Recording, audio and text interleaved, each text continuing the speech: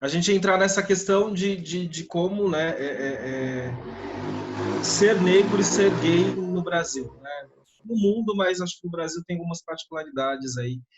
E eu acho que uma das perguntas que sempre me fazem quando detectam que eu sou gay, eu digo detectam porque as pessoas geralmente, à primeira vista, falam, não parece.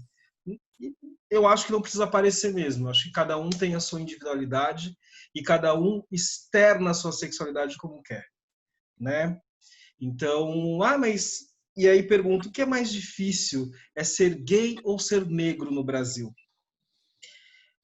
É, é difícil até responder essa pergunta, porque há momentos em que você olha para o Brasil, que tem a maior parada gay do mundo, e é também o líder em assassinatos gays no Brasil, né, no mundo. Então, assim, nós lideramos as duas pontas. Deveria ser o inverso, a gente tem a maior parada, ser ouvido teria que ser mais fácil. E nós somos o segundo maior país com a comunidade negra do mundo. Nós só perdemos para a Nigéria. Então, e aí a sensação que nós temos é que nos Estados Unidos tem mais negros do que no Brasil. Brasil é mais da metade da população, varia entre 50% e 55%, dependendo do ano que o IBGE faz. E nos Estados Unidos é menos de 20%, varia de 13% a 16%. E isso porque alguém com a minha pele, minha cor de pele, já perguntaram se eu sou mestiço, se sou filho de negro com branco, se me chamam de moreno, porque foge dessa questão do negro. E aí vamos corrigir, preta, a pele preta, a raça negra. Pode ser a raça preta, eu sou preto, eu sou negro. Isso eu falo com muito orgulho, porque são as duas denominações que vão determinar a minha raça. Existe sim, muita gente tem essa semântica de discutir raça, não existe raça, né? Somos todos iguais. Infelizmente, não somos todos iguais. Então, pegando a linha de negro, porque eu me reconheço como negro há mais tempo do que como gay, porque eu nasci, né, negro, uma família negra, a minha bisavó materna era escrava liberta, então ela nasceu no ventre livre. Então, e eu falo isso com muito orgulho. E quando, pedindo licença, e quando o Cadu fala, puta, minha bisavó é negra, e fala isso com orgulho, eu não me sinto ofendido. Me sinto ofendido quando alguém fala isso depois de uma piada racista. E fala, eu tenho um primo negro, eu tenho um primo, tenho um tio, meu avô era. E aí a minha resposta é sempre, você não me ofendeu porque a mim você não conhece, você ofendeu alguém da sua família, que Total. você Sim, disse que a ama. pessoa usa para se eximir, né? Não para. Não, Então, é um pano que ele quer passar. Sim. exato. Então, como ser negro no maior país, no segundo maior país do mundo, é você ter uma infância, a minha infância foi sem referências negras.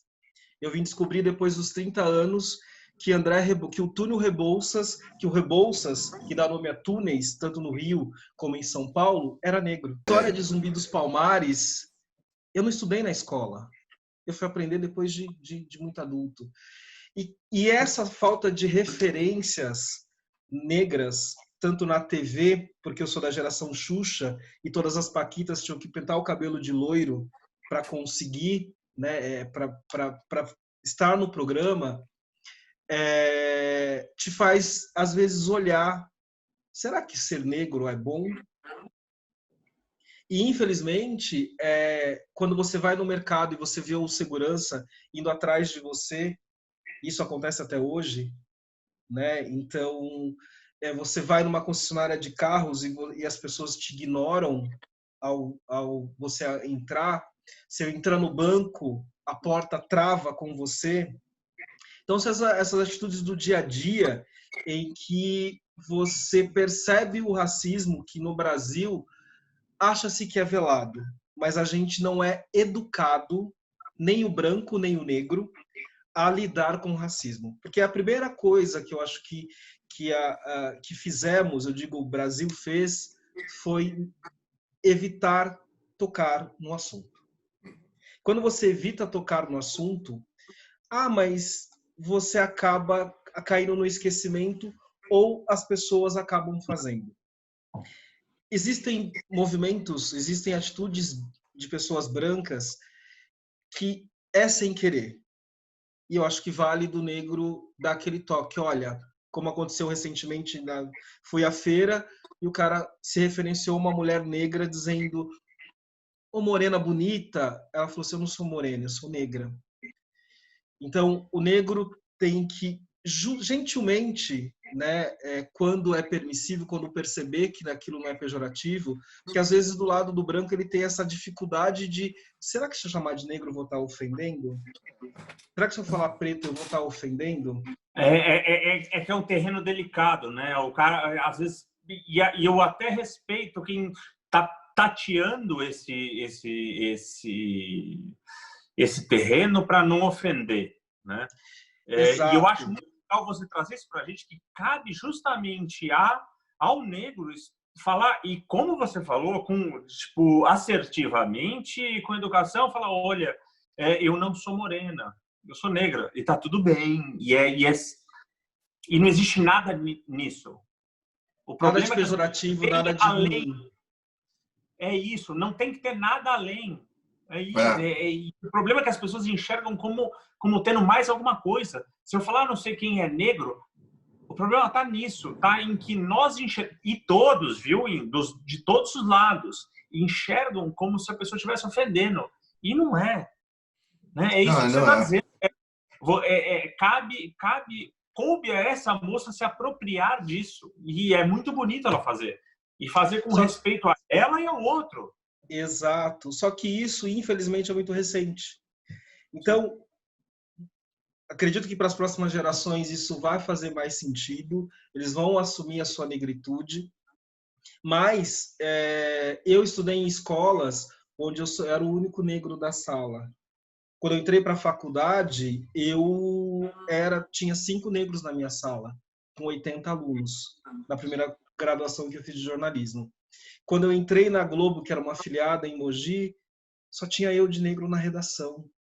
Então, você olhar para o entorno e você perceber que você é o único naquele ambiente, e aí vai uma força.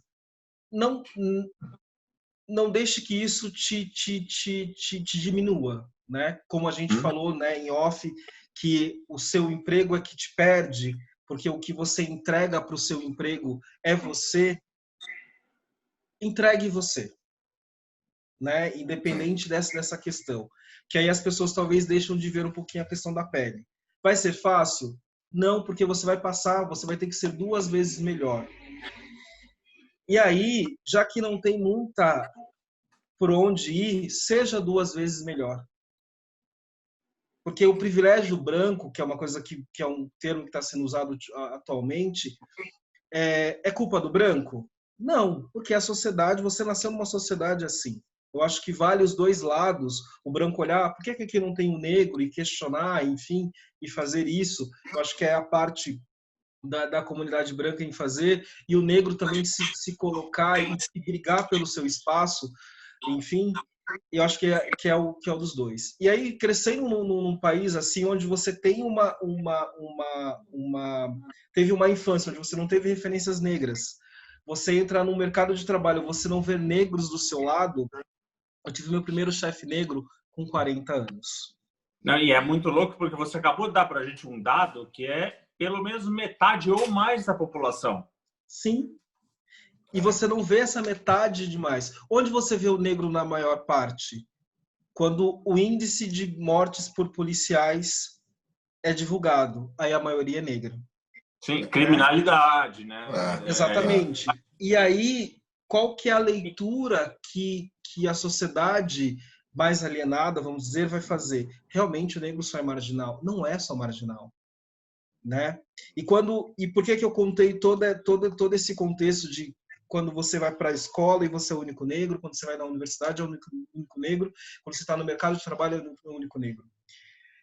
Quando o negro chega a negar a sua raça, não é culpa dele. Porque nós viemos de um histórico carregado em que você... Cultural. Exatamente. Você não olha isso como positivo. Você vai olhar as novelas da década de 80, 90, o negro só era o motorista ou a empregada doméstica. Não, total. A primeira classe média negra foi na próxima vítima, que foi no final de 90, foi 96 ou 97. Olha quanto tempo nós levamos. Eu queria só fazer um adendo que a gente conversou agora há pouco tempo, Cadu, com a Giovana, né? Sim. Que é um negócio assim, eu acho que a gente precisa tirar a palavra culpa das pessoas, porque não é culpa, não tem culpa aqui, é responsabilidade, como a gente falou com a Giovana, Cadu. Sim.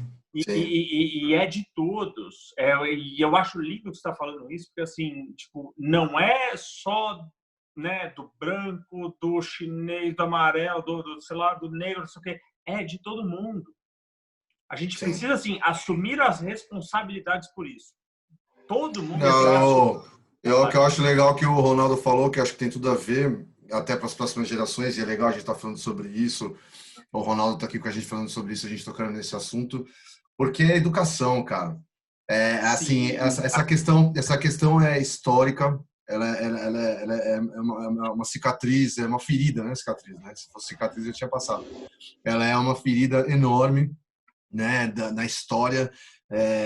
A gente, eu como branco, sentindo, vendo, com amigos negros como o Ronaldo e amigos e minha bisavó, que foi há muito tempo, mas enfim. Eu como branco senti isso praticando uma religião afro-brasileira. Imagine, isso que eu sou branco, só que a religião era afro-brasileira. Cara, passei preconceitos mil por estar usando guia, né? E gente vê, e o macumbeiro, não sabe nem o que significa macumba, na realidade, né? Que a gente pode levar para outro falar sobre isso, outro assunto. As pessoas acham que macumba é animal morto trabalhando na encruzilhada. Não sabe nem o significado, não sabe nem o conceito, do significado das coisas. Então, pré-julgamento, quando você não sabe, né, você não tem informação, você não vivenciou aquilo, é um absurdo. Igual quando você fala que tal lugar, não gosto de tal lugar, mas você nunca foi. Né? Você pode se basear em informações indiretas, mas você só vai saber se você gosta ou não se você for, se comer, enfim. E eu passei por isso, o que o Ronaldo falou, eu passei na escola, eu tinha um amigo negro na escola. Eu estudei escola carmelita, tinha um amigo. Meu irmão também tinha o Pelé, que o apelido dele era Pelé, né? Que ele é vivo, ele é até um rapper, ele tem um grupo de rap conhecido. E a mãe dele trabalhava na escola, a Cacá, que era uma negra linda. Nossa, ela trabalhava... Então, assim, é um colégio de brancos. E a gente está num país que olha o que tem de negro no país, né? É um país colonizado, enfim. O que ele falou, Cadu, é metade da população. Então... A galera age como minoria. Então, assim, é que eu acho que assim, essas questões de direitos, a gente fala do Brasil, o Brasil é um país que tem uma desigualdade muito grande social, né, cara? Então, assim, a gente não pode se comparar com outros, a nossa desigualdade é brutal em relação à desigualdade social. Mas a gente fala de direitos... Oi? Eu queria acrescentar uma coisa que o Ronaldo deixou bem claro, e a gente já falou aqui, na verdade, assim, a gente transpareceu aqui em muitos casos que assim, o Brasil ele tem uma desigualdade ainda maior, que para mim é do que da percepção do brasileiro de ser extremamente aberto, não sei o quê, e não é. Não, o brasileiro, existe. Cara, o brasileiro é conservador pra cacete. É uma semana do ano, do carnaval. Mas acho que assim, só para finalizar o que eu estava falando, que eu acho que assim, essa questão da educação, e a gente vai ter talvez conseguir transformar isso em próximas gerações. Educação foi o que vocês falaram, o Pedro disse agora muito bem em relação a isso. As pessoas falam que não são, mas são. A sociedade fala que não é, mas é. O que eu vejo que é uma grande evolução, obviamente, isso no mundo todo, ao longo dos séculos, dos anos, vamos dizer assim, assim como acontece com as mulheres também, é a questão da presença no mercado. Vou dar um exemplo que agora me veio na cabeça, que eu sigo no LinkedIn. A presidente da Lacoste, a Raquel, acho que é a Raquel o nome dela, uma mulher linda, negra, a presidente da Lacoste. Assim, a gente vê mulheres e homens negros em posições, carreiras, enfim.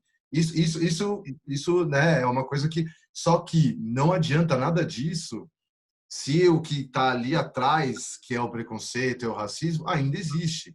Porque existe mesmo, cara. O Ronaldo está aqui comprovando com a gente, que ele é um homem negro, falando as coisas que ele passou e que ele passa e que ele sente na pele. Entendeu? Em relação a ir nos lugares, a como as pessoas te veem, a você, sabe? Então, assim, esse pensamento de não diferenciar, isso é uma coisa muito do passado. Pega desenho animado, preto e branco. Se você pegar um desenho animado preto e branco, pesquisa no YouTube. O negro era sempre um cara assim para baixo, triste, O desenho animado era isso, um lábio grande, triste, cabisbaixo, meio... Sempre quando aparecia uma figura derrotada no desenho animado, que é para criança, era um negro. Então, graças a Deus, isso morreu. Mas, assim, acabou esse tipo de coisa. Mas a gente vai conseguir isso fazendo o que a gente está fazendo aqui agora com as próximas gerações, cara. É na escola. Cara, parece nada, mas é exponencial. Sim. A hora que todo mundo para com uma atitude desse tamanho assim, só que todo mundo, cara, a hora que faz isso muda demais pra gente, pra todos, e é em tudo, Eu acho que pegando 2 ganchos do que vocês falaram muito bem, eu acho que o segredo da evolução é a educação. Como que eu, negro no Brasil, sem referência, consegui construir uma carreira que é vista por muita gente como de sucesso, e eu vou pegar a modéstia e deixar de lado, sim, é de sucesso. Eu sou uma pessoa de sucesso, sou um negro de sucesso, sou um homem gay negro de sucesso. Mas foi a educação, que meus pais, muito sabiamente, falaram, a única forma de você ser igual a todo mundo, e meu pai nunca colocou essa questão da pele, de ser negro, nunca externou, nunca falou, né? Mas nas atitudes sempre colocou que nós sabíamos que éramos diferentes. Em quantas festas nós não fomos em que nós éramos os únicos negros da situação? Quantas vezes meu pai não foi parado pela polícia, porque meu pai sempre gostou de carros mais legais, e que foi parado pela polícia porque era negro. Aconteceu isso comigo. Então, a educação é a grande ferramenta. E uma coisa que você falou, Cadu, a informação. E hoje, infelizmente, as informações vêm de todos os lados. E como que você vai saber se aquela informação é verídica ou não é, se aquilo é para ser seguido ou não, né? É quando você tem uma base educacional. Quando você tem uma educação, uma base, né, que você se desenvolve na sua educação e você consegue ter esse filtro. E aí, infelizmente, e aí eu vou pegar um parênteses para dizer como a gente está no país hoje, por isso que o governo atual governa o país. Ele governa na ignorância. E aí a gente vê coisas do tipo, pessoas indo para a rua para pedir de volta a intervenção militar. É que a pessoa não tem noção. E quando você pergunta para essas pessoas, elas vão dizer, olha, não sei o que eu estou fazendo aqui. E o radicalismo também é o extremo da outra parte que é contrária, também precisa dessa informação para você debater. Ronaldo, você tocou num negócio que eu ando debatendo comigo mesmo, muito mesmo, né? Na última eleição, eu estava, né, com tudo que aconteceu com o PT e tudo mais, assim, eu não queria o Bolsonaro e eu aceitava o Haddad, mas não o grupo dele, né? Esse era a minha questão naquela época, tudo mais, tá? E eu tô te falando isso porque, assim, eu entendo o desespero, lógico, eu não tô falando dos ignorantes, eu entendo o desespero de quem é bem resolvido, inteligente, não sei o quê, e ponderou, bom, se bem quem é assim não pede intervenção. A pessoa acredita que pode ser... Porque, assim, cara, todos nós temos que concordar que a gente está numa situação, cara, que está muito, muito, muito feio lá em cima. E muito assim, a máfia e não estou falando da máfia do governo, estou falando de PCC e tudo. Eles estão infiltrados no comando desse país. Então, assim, eu não concordo, não gosto, mas eu já olhei e falei, cara, que outra saída tem, a não ser que sejam os militares. E eu não gosto disso. Eu não acho bonito. Eu estudei, eu sei o que aconteceu com esse país quando esses caras entraram. Sim. E eu sei que se eles pegarem de novo, eles não largam o osso de novo. Não, o país está num retrocesso nesse sentido, e o Brasil está num retrocesso absurdo. Falando da política, é um retrocesso... Existem até alguns estudos sociológicos que dizem que o Brasil, a cada 30 anos, volta. De 30 em 30 anos, a gente volta na história. Tem razão. E eu acho muito louco, porque o povo acha, vou tirar o Bolsonaro, não vai vir nada, cara. Não tem nada para vir. E mesmo que tivesse alguém bacana, o que tem lá dentro, o cara não consegue fazer nada, ele tá engessado, cara. Você pode botar quem for lá dentro, ele não vai conseguir fazer nada.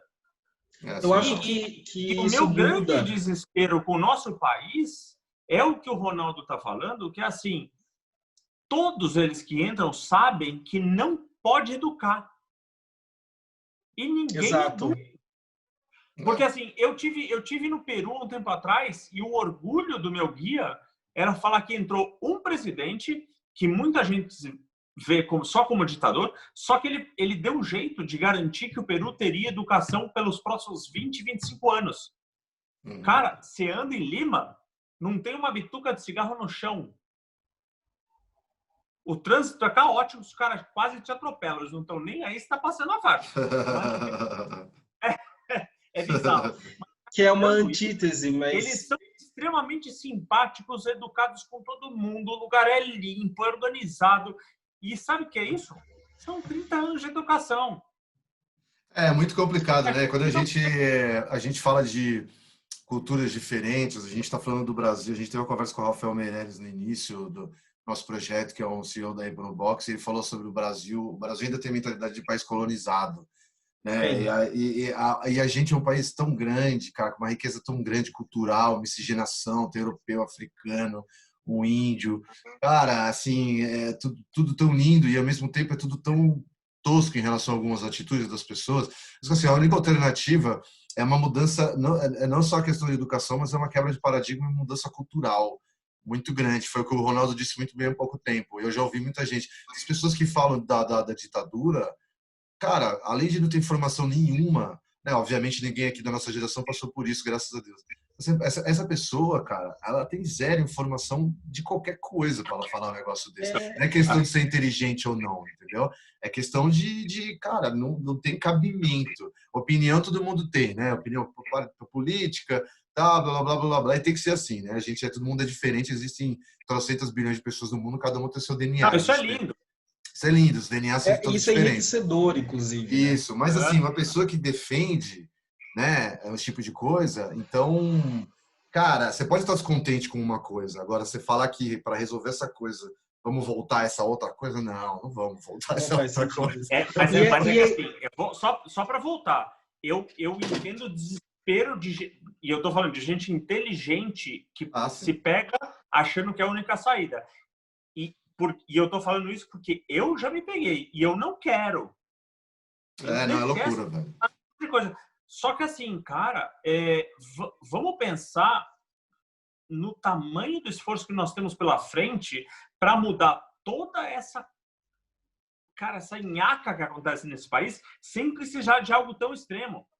Porque se precisar, os caras podem ficar, limpar e depois a gente vai ter que brigar com eles. Não, mas não funciona, vão torturar e matar muito. Isso aí não funciona. Nada ao extremo funciona. Não funciona. Não vai funcionar. O Paulo Léo pode ser lindo, pode ter saúde, só que se ele pode sair da tua casa, você sai na rua 10 horas da noite, você toma um tapa na cara. Então, velho. Ainda mais que são nossas autoridades, né? Que a grande maioria é um pessoal que sofreu demais na vida e vira a polícia para tentar ter um poder. Sim. O cara não vira para fazer o bem. É porque ele sofreu quando era criança, ele quer ter um poderzinho. E aí ele acaba descontando, né? Que é o que acontece em todos os meios. Você vê o cara que foi o faxineiro, de repente ele se torna um supervisor e ele humilha o outro. Que é também, acho que uma coisa que as pessoas precisam olhar para si, né? Eu acho que quando você olha para o outro como ser humano, isso acaba diminuindo. Esse discurso de ódio não entraria na cabeça das pessoas. Então, eu acho que a falta da educação também te faz pessoas, além de pessoas ignorantes, pessoas cruéis. Né? Porque você defender a volta do militarismo, e nesse pacote tem o cara que é... Porque não só o militarismo, mas aí é contra o gay, contra o negro, contra aquele que é diferente. Né? E não estamos num momento... Isso é triste, Ronaldo, mas é um pouquinho do ser humano.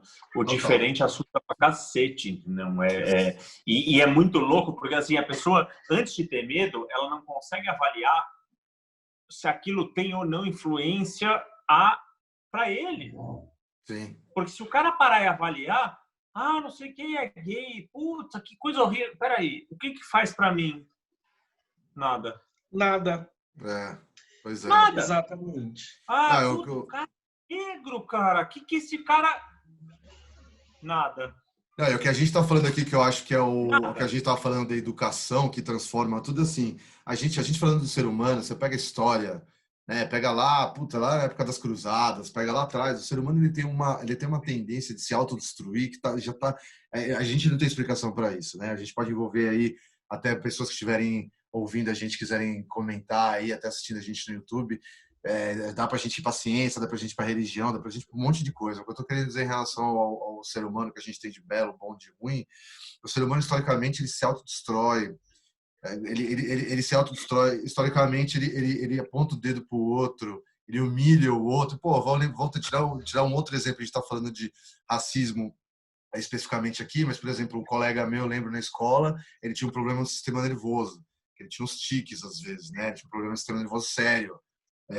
Cara, o moleque era zoado, velho. Zoado. Eu zoava, mas eu zoava mais ou menos. Eu sempre fui o cara do mal.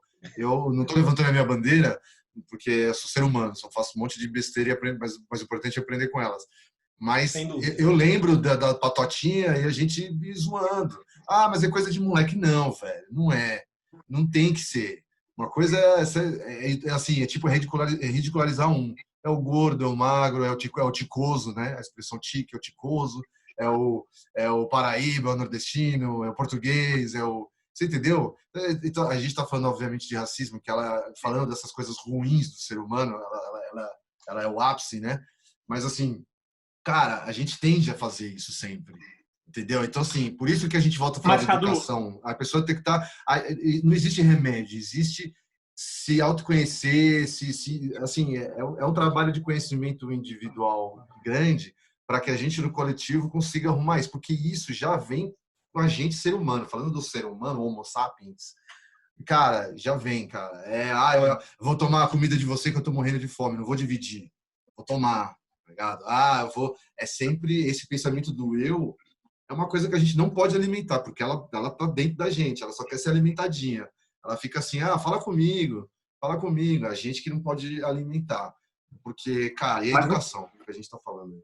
O legal que você falou isso, que fica óbvio que, assim, é autoconhecimento. Foi o que você acabou de falar. Eu era ruim com aquela pessoa. Mas hoje você conhece isso.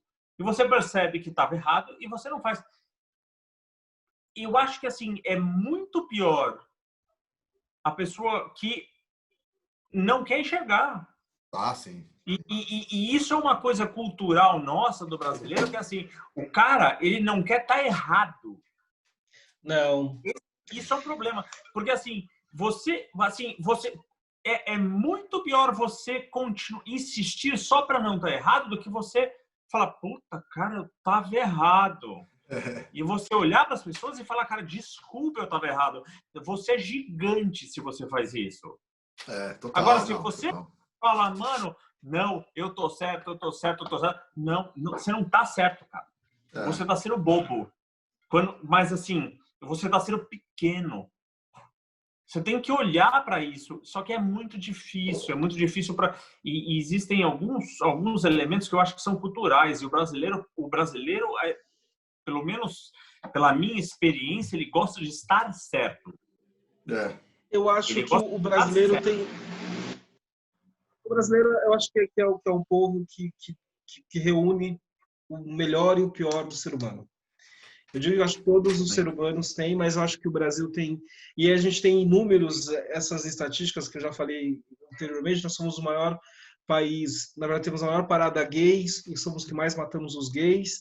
Nós temos o segundo maior país negro do mundo, no entanto, nós somos os mais racistas. Mas é justamente por conta do faz de conta. Então, fazemos de conta que somos legais. Mas nós somos legais com quem? Com quem é de fora, porque nós somos esse colonizado. Sim. Então, o de fora tem todo... Porque, inclusive, ninguém fala que Umbanda ou Candomblé, por quê? São religiões da África. A África não é tão legal. A única ascendência, o único de fora que é destratado é quando tem a referência do negro, do africano.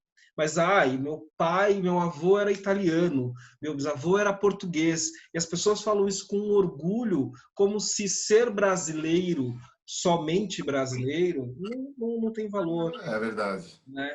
E aí a verdade. gente se mistura nisso. Nós somos um povo afetuoso, somos um povo que abraça todo mundo, somos um povo solidário. Só que a pandemia mostrou o quanto nós somos solidários e corruptos.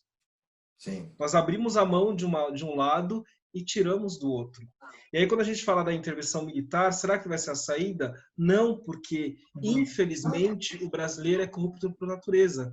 Se você recebe um troco a mais, quantas pessoas devolvem? Pois é, pois é. Você confia no outro Mas isso brasileiro? Não. sempre foi um argumento meu. O brasileiro é o cara que ultrapassa pelo acostamento quando está com trânsito, É, mas reclama do político que roubou ele. é. Ah, Exatamente. tem a TV a cabo, Ele né? acha que tem Jeitinho. diferença. Ele acha que tem É, diferença se passar o é. cara que está esperando e o cara tá roubando ele lá, o político. É por isso que eu Lá acho. não tem, cara. Você também é bandido. É por E isso eu que eu acho acho que a muito educação. importante que a gente está falando. Rô, você ia falar da educação, fala aí, eu ia falar isso. Sim. Acho que a educação é que vai equilibrar isso. Inclusive, acabar com outro tipo de preconceito, que é a segunda parte, que é ser gay. Como é ser gay? Né? E aí a gente. E aí eu enfrento um outro preconceito, porque quando eu identifico mais um negro gay, hoje eu confesso que é um pouquinho menos, mas lá atrás, um negão desse é viado, estereótipos que a gente tem que enfrentar, então eu teria que ser cantor de pagode, jogador de É, futebol, né? Para ter a chancela. Então, é difícil também você enfrentar o mercado sendo gay. No meu caso, eu acho que eu enfrento um pouquinho menos de preconceito porque eu não ando de salto e eu não uso, né, peruca. Que as pessoas podem externar sua sexualidade do jeito que for. E aí, o que está dentro, e aí quando a gente entrar nessa consciência de que o emprego é feito pela habilidade do ser humano, independente de onde vem essa habilidade, se vem de um corpo negro, de um corpo de uma travesti, de um corpo de um homem hétero, a habilidade de fazer é inerente do ser humano, do total. ser humano, né? E aí a convivência tem que ser harmoniosa, né? Geralmente entre as mulheres é mais fácil, entre os homens às vezes. Hoje a nossa geração isso, né, oscila um pouco, mas tem esse preconceito no subconsciente. Ah, eu vou levar um gay para uma reunião importante. Quantos É gays você vê absurdo. trabalhando no banco, por exemplo? É absurdo. Né? Então, se dá para o gay as atividades de entretenimento. Por quê? Não tem credibilidade. Hoje tem uma drag que é a Rita Van Hulk, que faz o tempero drag, que eu acho muito incrível o que ela faz, porque ela é uma pessoa extremamente inteligente. Ela é filósofa, né? Ela é uma professora, é fantástica. E ela se veste de drag e comenta disso. Então tem assuntos ali incríveis. E hoje ela tem credibilidade. E um dos vídeos que eu vi dela foi ela dando palestra para várias, né, num auditório repleto de gente e as pessoas acreditando naquilo que ela fala. Então, olhe para o gay como um ser humano. Não queira encontrar o gay só no salão de cabeleireiro e só num palco de uma boate gay fazendo palhaçada. Ele serve sim para ser gerente de um banco, ele serve sim para ser diretor, e isso não tem a ver que permeia muito sobre o ambiente dos gays. Não é porque que eu gosto de homem que todo homem vai servir para mim. Não é porque uma mulher gosta de mulher que toda mulher vai servir para ela. Não. Porque da mesma forma que existe a brincadeira entre os homens, a gente sabe que existe, pô, aquela mina é gatinha, aquela mina é... Os homens vão comentar, eu vou comentar de outro homem, pô, como esse cara é Lógico, bonito. Mas não lógico. significa que eu quero ir para a cama com você, Com certeza, com certeza. né? Então, eu acho que essa abertura precisa ter. E voltando à questão da educação, eu acho que a grande solução e que falta na nossa educação é ensinar a Constituição. Quando todo brasileiro souber o que tem na Constituição, que a Constituição do Brasil é uma das mais lindas do mundo, a gente vai saber. Porque a primeira coisa que fala é: a vida humana importa. E ali não fala a vida do branco, a vida do negro, a vida do gay, a vida do hétero, a vida do ser humano importa. Ela tá lá para ser seguida, né? Ô, Rô, deixa uma mensagem para a galera que está ouvindo e assistindo a gente, por favor, uma mensagem final aí. Eu vou emprestar uma frase de uma Madre Maria Eugênia, que é uma loucura não ser o que se é com o máximo de plenitude possível. Então, quando você descobrir, e isso vale em qualquer fase da vida, é a frase que me acompanha a vida inteira. Eu demorei um pouquinho, acho que as pessoas também vão demorar um pouquinho para tentar decifrar, mas quando você decifrar, você vai ver que é lindo. E não pense que só o grande coletivo fazem grandes coisas. O seu sorriso pode mudar a vida de uma pessoa. Se você conseguir mudar a vida de uma pessoa, você já fez um grande feito na sua vida. Então, não menospreze as suas pequenas atitudes, não menospreze seus pequenos atos, não menospreze suas pequenas palavras, desde que seja com amor, que isso vai mudar o mundo. É isso aí, Rô. Maravilha. Obrigado, viu? Obrigado pela tua presença, obrigado pelo teu tempo, pelos teus ensinamentos, as suas palavras aí, cara, sensacional. Obrigado. Obrigado pela disposição, pela coragem e abertura, cara. Só o que você doou pra gente é sem preço. Obrigado demais, Ronaldo. Valeu, Eu que agradeço muito e a todos vocês. Um grande beijo. Outro grande. Valeu. Valeu, beijão. Tchau, tchau.